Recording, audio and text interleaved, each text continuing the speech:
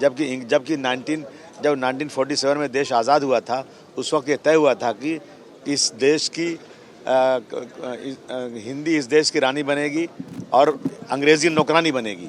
लेकिन अंग्रेज़ी जो है वो रानी बनती जा रही है और स्टेट की लैंग्वेज जो है उसको लोग पढ़ने को तैयार नहीं है। इसके ऊपर कुछ ना कुछ सरकार को कड़ा कदम उठाना चाहिए। पण शिक्षण मंत्र्यांनी तुम्हाला काय उत्तर दिलं, तुम्ही त्याच्या बाबतीत नाराजी सुद्धा व्यक्त केली?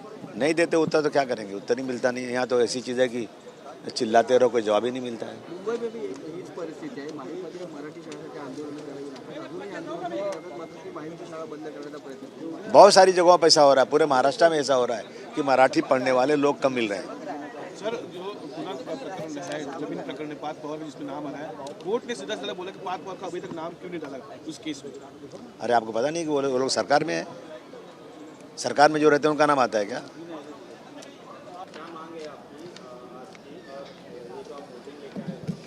देखिए ऐसा है कि चाहे पार्लियामेंट हो, चाहे असेंबली हो, जब भी शुरू होती है किसानों के बारे में बहुत चर्चा होती है। हमारा देश किसान प्रधान देश है। हम लोग मैं यूपी का रहने वाला हूँ, हम सब किसान फैमिली से हैं, लेकिन किसानों की हालत इतनी बदहाल है कि लोग गांव छोड़कर शहर की तरफ भाग रहे हैं। किसान अपने खेत में काम करता है, उसको मजदूरी, दिन की मजदूरी भी उसको नहीं मिल पा रही है। उसकी पत्नी, उसके लड़के सब दिन भर काम करते हैं, लेकिन उसको दिन की जो मजदूरी और किसी कंपनी में काम करे मिलती है वो भी उसको नहीं मिल पा रही, उसकी ज़मीन होने के बाद भी।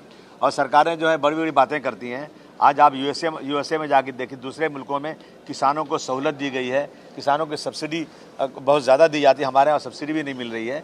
मैं समझता हूँ कि किसान बदहाल तो देश बदहाल। जिस साल बारिश अच्छी होती है और फसल अच्छी होती है, हमारा जीडीपी बढ़ जाता है। सरकार को सीरियस होना चाहिए और इनका रिलीफ फंड अलग से होना चाहिए, ये हमारी मांग है।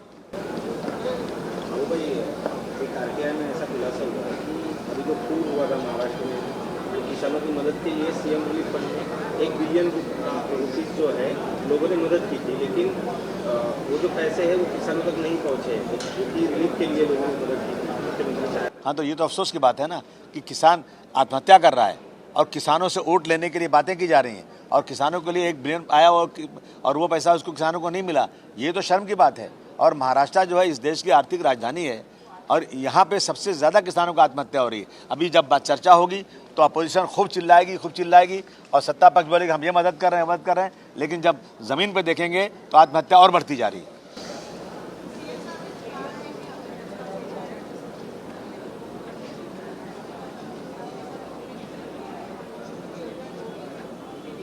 हमें सब कुछ नहीं मालूम, हमें मालूम है कि ज़मीन पर हमें देखना है कि किसान की आत्महत्या रुकी या खत्म बढ़ती जा रही है।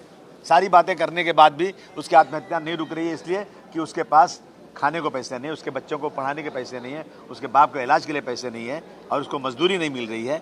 ये हालत हो रही। हर साल कुछ ना कुछ ऊपर से ऐसा कहर आ रहा है, इतनी बारिश हो जाए उसकी फसल पूरी ख़राब हो जा रही है। इसके बाद सरकार को बहुत सीरियस होना चाहिए। अक्षर मौर्य, आप आवाज़ उठाएंगे और क्या कर सकते हैं?